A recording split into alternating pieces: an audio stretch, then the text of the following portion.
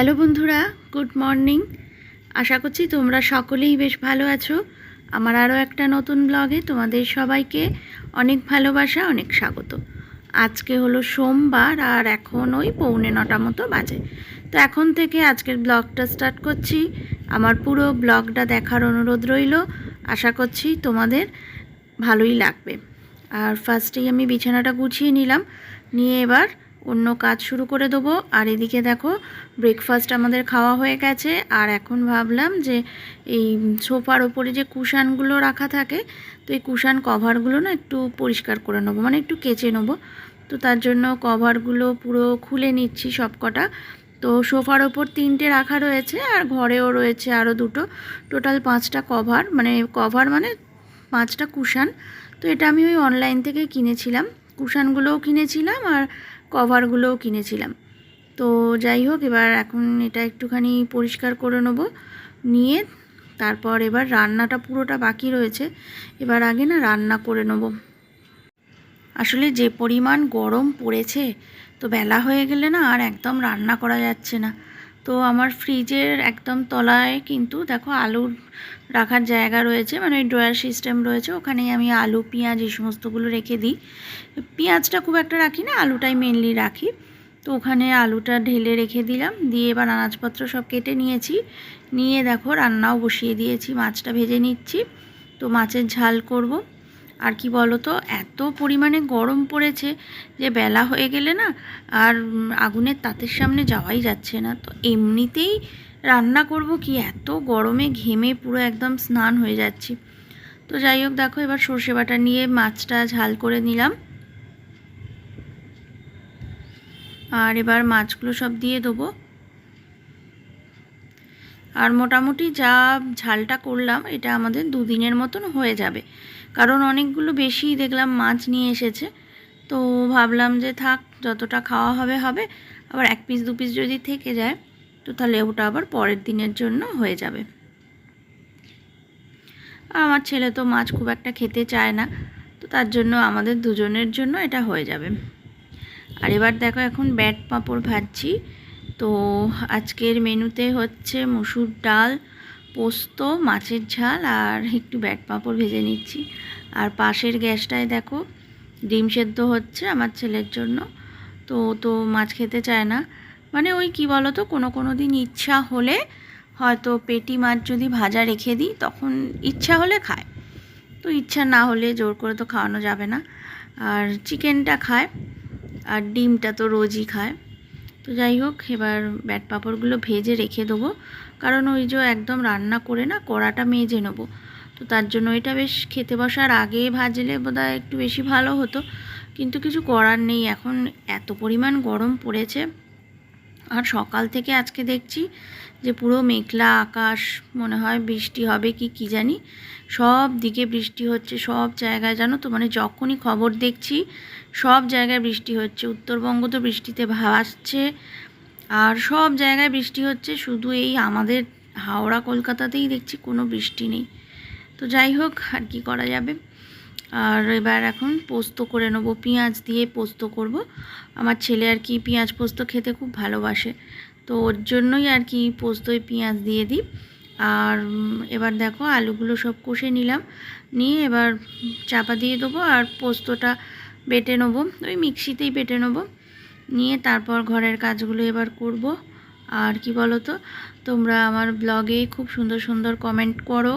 তো যে সমস্ত আমার নতুন অনেক বন্ধুও রয়েছে, তারা আমার ব্লগে খুব সুন্দর কমেন্ট করো, সেগুলো পড়তে আমার সত্যি খুব ভালো লাগে। তো তোমরা এইভাবেই আমায় সাপোর্ট করে যেও, আমার পাশে থেকো। আর এবার দেখো এটা চাপা দিয়ে দিলাম, দিয়ে এবার এটা একটু হোক। এখন বোতলগুলো সব ভরে নেবো একটা একটা করে, 4-5টা বোতল সব ভরা হয়ে গেছে, এটাই লাস্ট। তো এটা এবার ভরে নেবো, নিয়ে কিছু বোতল তো ফ্রিজে রাখা হলো, আর কিছু এমনি রেখে দেবো। আর কি বলো তো, এত জল টানছে না যে কি বলবো, খালি মনে হচ্ছে জল খাই। আর যে পরিমাণ জল খাওয়া হচ্ছে, শরীর থেকে ঘামও তো সেই পরিমাণ বেরিয়ে যাচ্ছে, মানে প্রচণ্ড ঘাম হচ্ছে। এরকম বোধহয় এই বছরই আমি দেখছি ফার্স্ট হলো।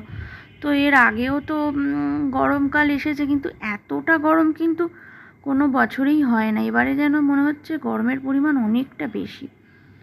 যাই হোক, এবার জলের বোতলগুলো ভরে নিলাম, নিয়ে এবার এগুলোকে জায়গা মতো রেখে দেবো। আর রান্নার কাজটা কিন্তু পুরোটাই কমপ্লিট হয়ে গেছে। আর রান্নাঘরটা পুরো ভালো করে গুছিয়ে পরিষ্কার করে নিয়েছি। নিয়ে এবার ঘরগুলো একটু মুছে নেবো। আর এবার দেখো বোতলগুলো সুন্দর করে টেবিলের ওপর সাজিয়ে একটু রেখে দিলাম। আর এবার ঘর মুছতে চলে এলাম। ঘরগুলোকে আগে মুছে নেবো। আর কি বলো তো, গরমে না বিছানায় শোয়াই যাচ্ছে না। তো ওই দুপুরের দিকে, রাত্রে তো শুতেই হবে, কিছু করার নেই। আর দুপুরের দিকে হয়তো একটু শুলাম, কিন্তু বিছানায় শুলেই না পুরো ঘেমে স্নান হয়ে যাচ্ছি। তো তার জন্য মনে হচ্ছে না বেশ এখন মেঝেটা ভালো করে মুছে রেখে দিই, আর মেঝেতে বালিশ পেতে একটু শোবো। সেই একই অবস্থা, কিন্তু তাও যেন মনে হচ্ছে মেঝেটা বিছানার থেকে বোধহয় একটু ভালো। তো যাই হোক, দেখো এবার এই ঘরটা মোছা হয়ে গেল। আর এরপর এখন পাশের ঘরটা মুছবো, ডাইনিংটা মুছবো, তাহলে কাজকর্ম মোটামুটি কমপ্লিট হবে। তো এবার এখন চলে এসেছি বেডরুমটা ভালো করে মুছে নিচ্ছি।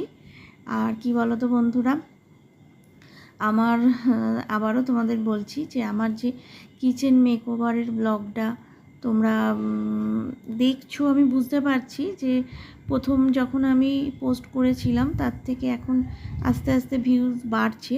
কিন্তু আমার যে সমস্ত বন্ধুরা রয়েছো, যারা আমার ব্লগ দেখো, তাদেরকে বলছি আমার কিচেন মেকওভারের যে ব্লগটা আমি ছেড়েছিলাম, তো সেটা তোমরা একবার একটু দেখে আসবে। কারণ ব্লগটা মানে আমি কিছুদিন আগে ছেড়েছিলাম, কিন্তু তোমরা ওটা দেখবে, তোমাদের খুব ভালো লাগবে। আর এবার দেখো ঘর মোছা হয়ে গেল, কিছু কাচাকুচি করলাম, করে এবার স্নান করে নিয়েছি। স্নান করে এবার জামা কাপড় শুকোতে দেবো, দিয়ে খেতে দেবো। ছেলে আর আমি দুজনে তো খাবো। তো খেয়ে দিয়ে একটু রেস্ট নেবো। রেস্ট তো হয় না, ওই খালি এপাশ ওপাশ ছটপট করছি, ঘুম তো আর হয় না। আর এখন হচ্ছে সন্ধেবেলা, এই যে কুশান কভারগুলো সব শুকিয়ে গেছে, তো এগুলোকে এবার পরিয়ে নেবো। দেখো সব কটা কভার পরিয়ে নিচ্ছি, নিয়ে এবার এগুলোকে আবার জায়গা মতো রেখে দেবো। তো যাই হোক বন্ধুরা, দেখো একটা পরিয়ে নিলাম, আরও 4টে এখনও রয়েছে। আর আজকের ব্লগটা আমি কিন্তু এখানেই শেষ করছি। তো আমার ব্লগটা যদি তোমাদের ভালো লেগে থাকে, তো অবশ্যই লাইক করো, কমেন্ট করো, আর শেয়ার করে দিও। আর যদি আগামী দিনে তোমরা আমার ব্লগ দেখতে চাও, তো অবশ্যই আমার চ্যানেলটা সাবস্ক্রাইব করে রেখো। আগামী দিন আরও নতুন নতুন সুন্দর সুন্দর ব্লগ তোমরা দেখতে পাবে। তো এবার দেখো কুশান কভারগুলো পরানোর পর এবার এটাকে ঠিক যে জায়গায় থাকে ঠিক সেই জায়গায় এটাকে কিন্তু রেখে দিচ্ছি। তো আজকের মতো গুড নাইট, টাটা। আবার দেখা হচ্ছে নেক্সট ব্লগে।